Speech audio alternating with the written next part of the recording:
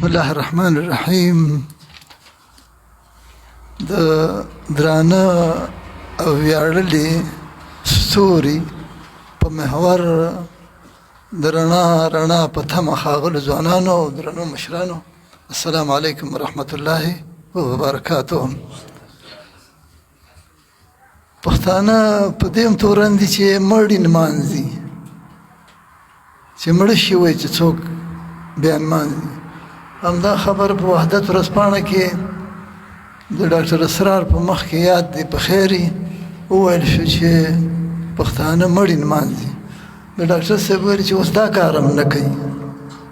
دا خو پخوا کاوه اوس یې نه کوي. دا خو پیغمبر اکرم فرمایي چې اذکروا اموات محاسنکم، وایي چې خپل مړي درانه یاد کوي، محاسن امواتکم. او هغه درنه وخت دا دی چې کله هم موږ په مجالسو کې کښېنو چې په هر چا چې مړ شو خو هغه موږ سره پړي، په هغه بیا ډېر زړور ورځو کوي. څوک هم مدافع هم نه وي، ګټونکی هم نه وي، او څوک د وارث هم نه وي په هغه مجلس کې. نو سړی بیا د مړو باندې خوله پرانیزي، ډېر سړی سپکېږي، ځکه دا چې مړي چې سپکي په خپله ژوندي هم سپکي. خو موږ په دې ویاړو چې داسې څوک لرو چې که هر وخت پرې راټول شو داسې دی لکه میان، لکه کبان، چې هر وخت یې را وباسې موږ ته د علم، د بصیرت، د فضیلت او د هنر تازه غوښه راکوي، یا تازه خواړه راکوي، که غوښه په تشبیه نه وي. زه خو په دې زیات خوشحاله شوم. زما محترم مشر ورور مې یو دی او تره مې بل دی او شاګرد بل یم، ښاغلي غم شریک صاحب. زه بیخي د یو دوه فارسي بیتونه په وینا چې د موضوع په اړه او په تړاو وي، زه بیخي اتم صنف کې کېنولم، ځکه دا زموږ د اتم صنف په کتاب کې و چې همنشین به از کتاب مخواه که مصاحب بود گه و بیگاه. بل بیت مې ته زده کړو، خو د دې نه مخکې خوشحال بابا لږ وړاندې ځي. دا د جامع دی غالبا دا شعر. خوشحال بابا وایي چې په هغه جهان به خلاص وي له عذابه، په هغه جهان به خلاص وي له عذابه، چې د لې سرې کار شي له کتابه. وخت دا خلک چې اوس موږ پرې راټول یو په محور او د چا په یاد دا غونډه جوړه شوې ده، ظاهرا به ډېره وړۍ یو څو کشران هلکان ناست دي، خو دا غرونه هم دي، یا لویو غرو ته شه او یا لویو کورو ته شه، دلته دواړه دي، لوی غرونه هم دي او لوی کورونه هم دي. دا دوی پورې چې هسې سړی ځان سولوي نو ستا په کتو خاورې زر کېږي. که راته وګورې د سرو زرو په شمه دوی ته چې سړی نږدې شي، واقعا فارسی کې وایي اگر ماه نشینی ماه شوی، اگر بادیگ نشینی سیاه شوی. د مجلس اثر، د صحبت اثر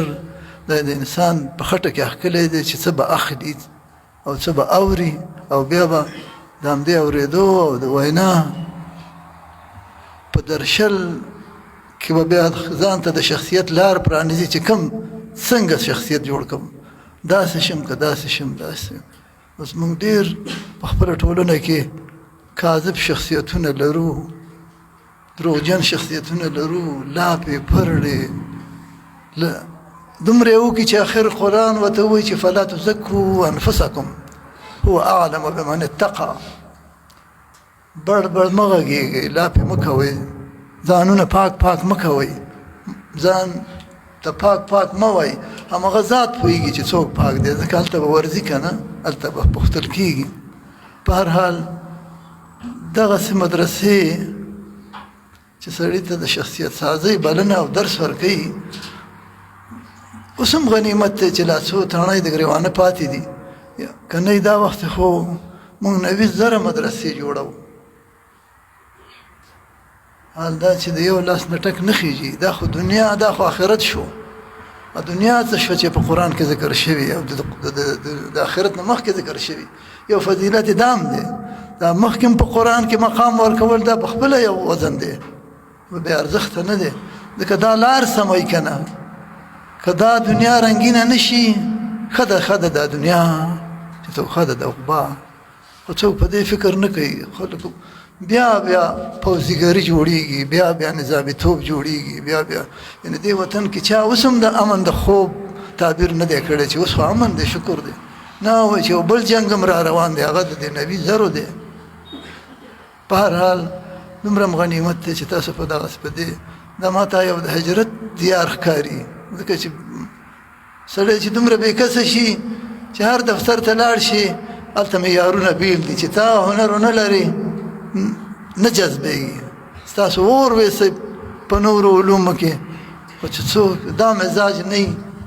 تاسو د استخدام حق نه لرئ او بیا به خدای خبر چې څنګه کېږي بیا خدای دربار ته پناه ده د هغه نه سوال دی د هغه ته زارۍ دي چې پروردګاره موږ ته هغه دنیا راکړه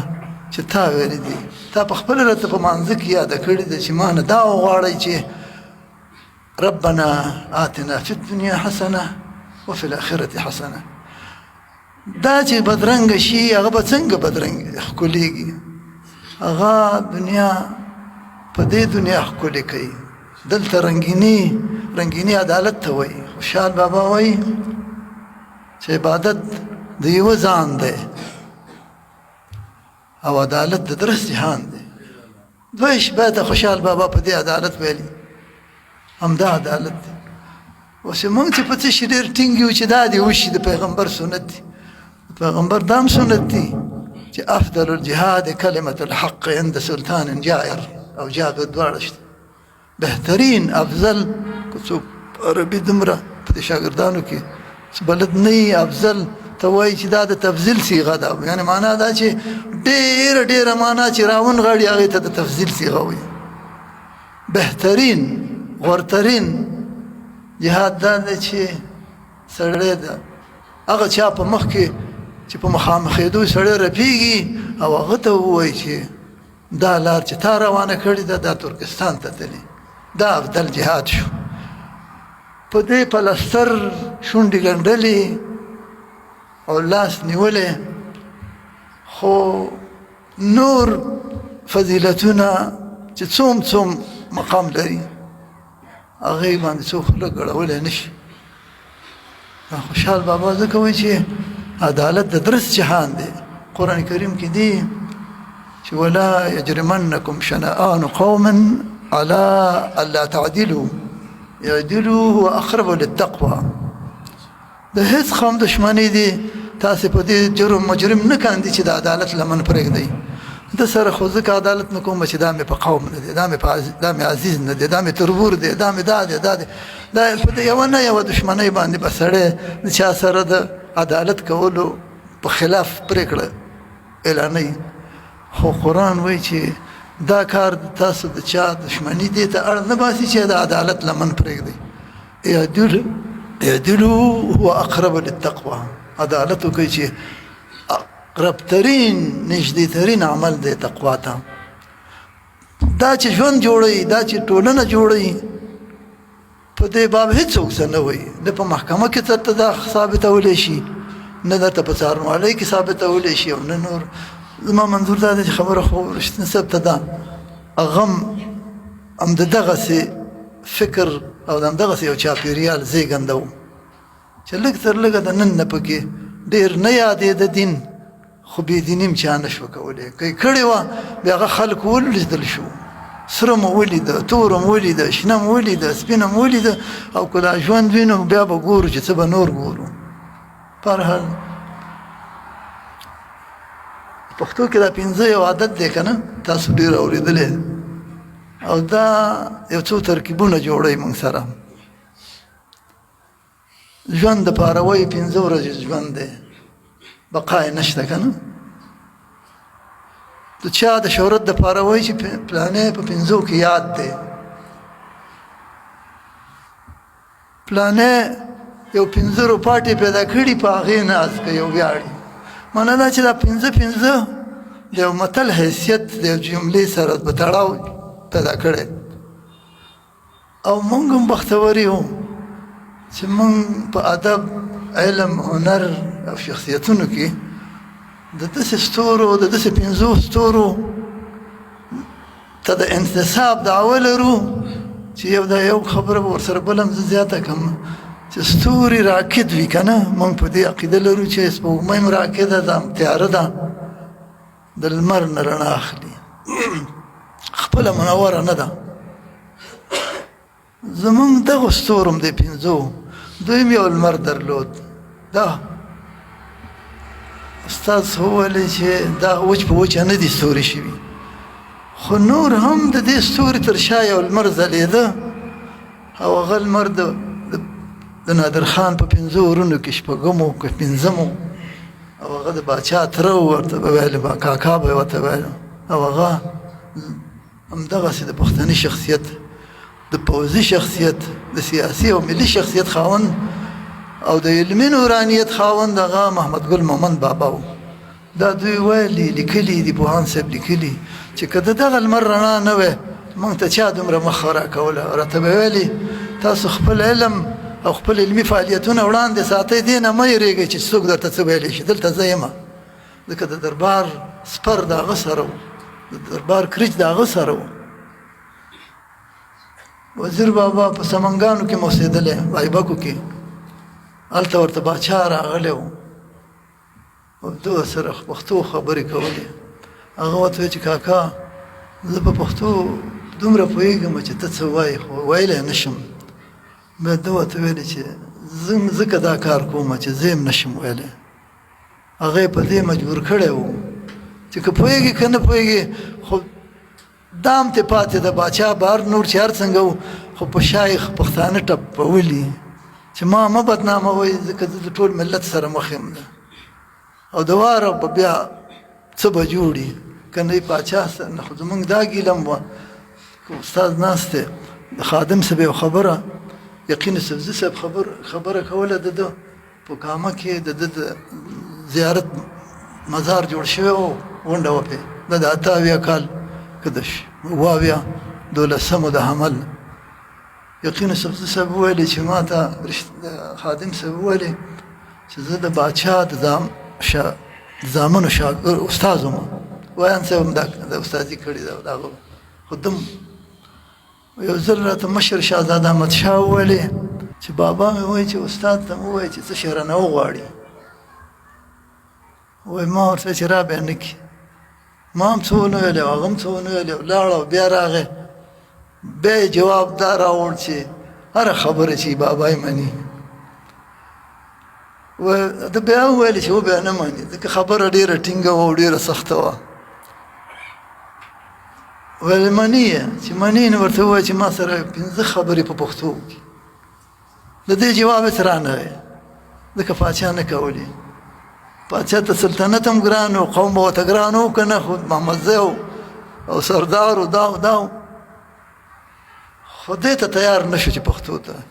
بیا دا خړکي چې پوه شو چې باچا یې نه وایي نو په موږ خو پور دی او بیا لا شکر دی چې داسې و بابا بل هم لرو چې راته وایي چې تاسو خپل کار کوئ شاته یېرېږئ مه شاته مه ګورئ زه درپسې بهرحال دا د هغو خلکو د 50 وړانګو ډیوې دي دا چې پاتې دي درته او د دوی په یادونه تاسو ځلیږئ که یې پوښتنه ونه کوي او د ده په کتاب پوښتنه ونه کوي د دوی کتاب ونه لوله یوازې د ده نه دغه 5 چې موږ ستایو هر یو په خپل هنر او په خپل فن او په خپل ډګر کې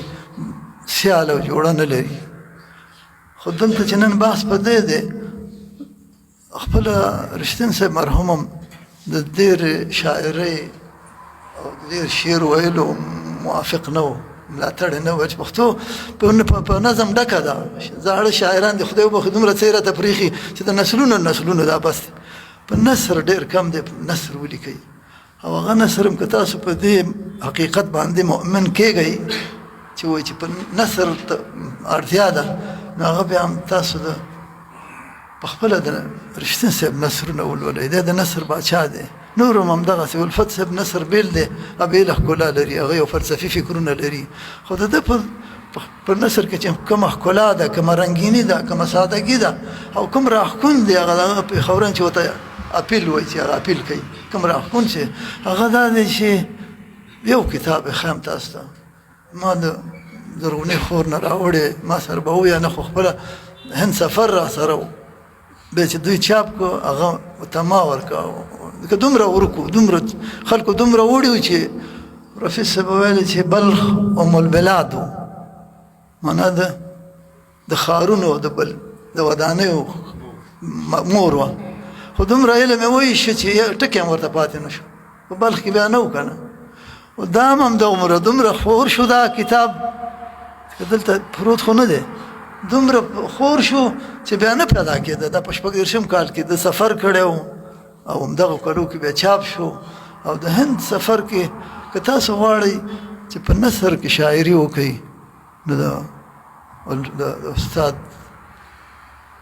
رښتین نثر ولولئ سړی فکر و تعجب کو چې خدایه دا دې ورته تیار عمل ته لیکلي وې دا غونډه کڅوړه دې ته راښکته کړې وه د دې ژبې د دې رنګینۍ د دې ښکلا د دې سادګۍ دا خو زموږ د وسې کار نه دی او په پوهه کې هېڅ اشکال نه لرئ دا د تشبیهات د استعارې د ولسي ژبې ته د دې نږدېکت لیکلي دي چې چاندني چاندني ورته وایي که چاندي چوک دی په ډیلي کې هلته دومره ګڼه ګوڼه وه چې د ډېر ازدحام نه برج کې چې یو ساعت لګېدلی وایي په هغه ګړیال سر وچورلېد او راپرېوتو ګڼه ګوڼه داسې وړاندې کول چې دومره ګڼه ګوڼه وه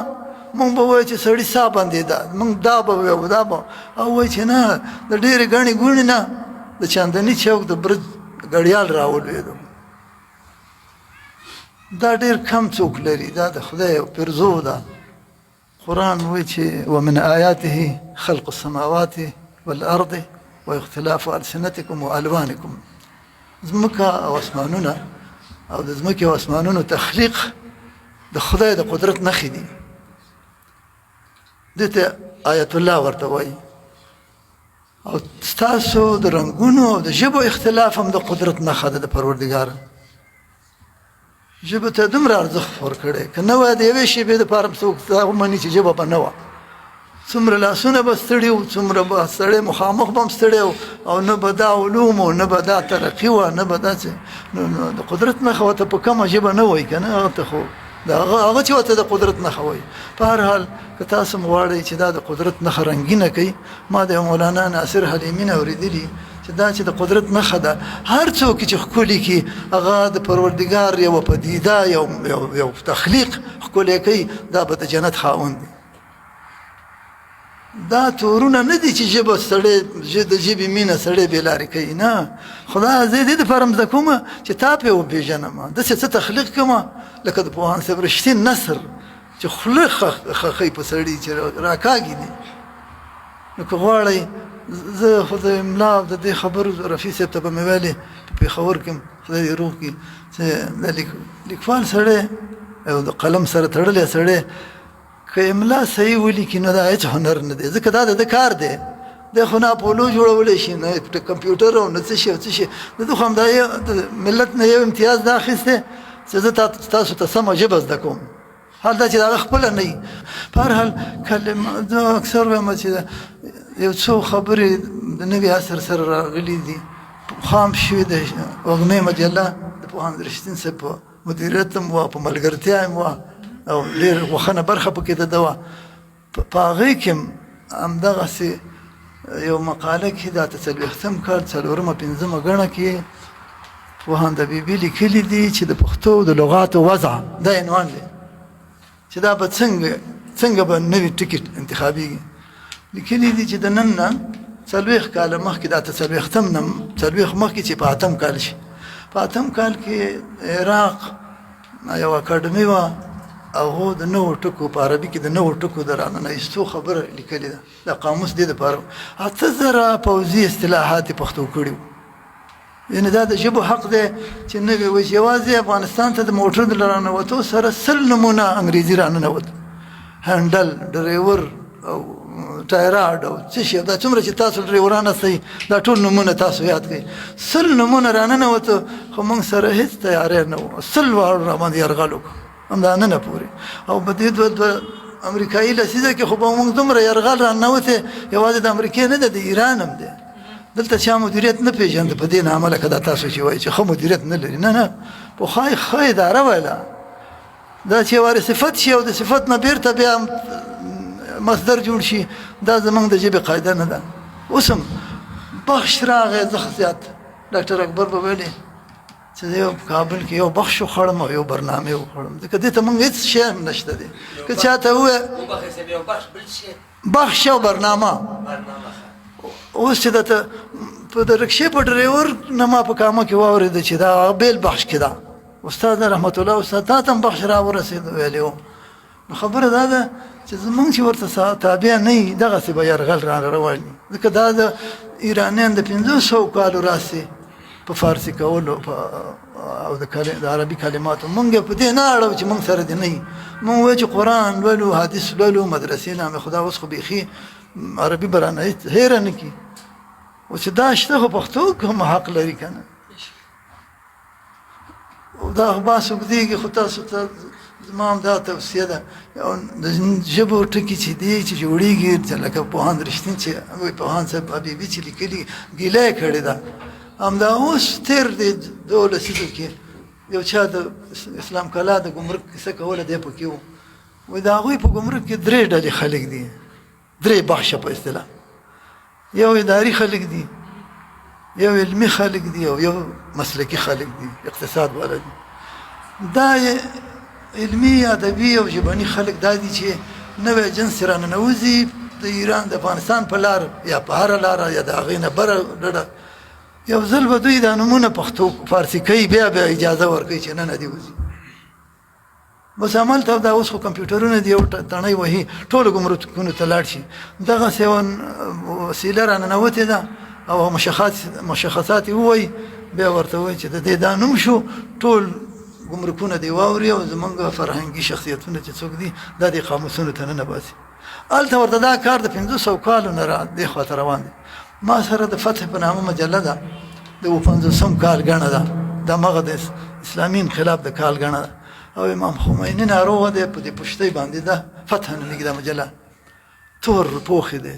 او یاسر عرفات هم مړ دی، خدای دې وبخي. دی ورته عیادت لپاره راغلی، بیا لاندې د تشریح یا کیپشن کې ورته لیکلي چې امام خمیني په عربي ژبه باندې د لسګونو اثارو خاوند دی، خو د ایراني فرهنګ د ژوندي ساتلو لپاره عرفات سره فارسي وایي. دلته به د چا پلار دا خبره وکړي، یو څوک دی خو د ناکامه دی که فارسي زده نه ده، او چې څوک یې وایي دا خو همدا یوازې پښتانه دي. دی دلته خو اوس به لږه منکساب پیدا شوي. پوهاند رشید خو هغه وخت ویله چې مونږ به کوڅو کې پښتو ویله، خلکو به راپورې خندل چې دا څه شی وایي، دا کوم دی. خو د هغوی برکت و چې دې سر ته راورسېده، او بیا برکتونه د نورو د غیر برکتونو لاندې شو، دغه حال شو. په هر حال زما خو دې ته ډېر خوشحاله یم. شکر ده چې تاسو ما غفلونه تازه کړي. دا خو همدا مې درته چې د پوهاند رښتین د نثر هنداره ولولئ چې ژبه هم زده شي. نور خو ښکلا وږمه هم ده، هم د دغه غوره نثرونو بېلګه ده. ډېر څه به درته وښایي، خو دا د سره داسې په تشخیص او په تخصیص ولولئ چې تاسو دا ژبه واخلئ. تاسو بیا د هماغو الفاظو په رڼا کې خپل یو لنډیز یو نثر ټوټه ولیکئ، بیا به درته خوند درکړي. تاسو ډېر زیات خوشحاله یم، ټولو مشرانو ته خوشحاله یم.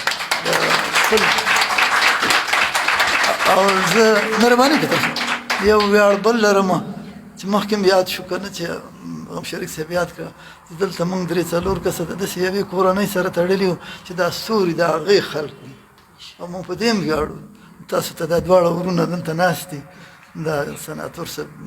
مجاهد غازي، مالي غازي نوسي دي، او هماغه لار باندې روان دي، په هماغه طرز هماغه د شخصیت ټول ستر ستارې د همغوی نه انعکاس کړي. او غم شریک صاحب زموږ د ټول ما مخکې مې عرض وکړو، تره مې هم دی، استاد مې هم دی، او مشر ورور مې هم دی، او رښتین صاحب خو بس ډېر افتخارات هم سره شریک دي. او تاسو هم بختور یاستئ چې مونږ هم ولیدئ او مونږ هم ولیدو. تاسو ډېره زیاته مننه. السلام علیکم.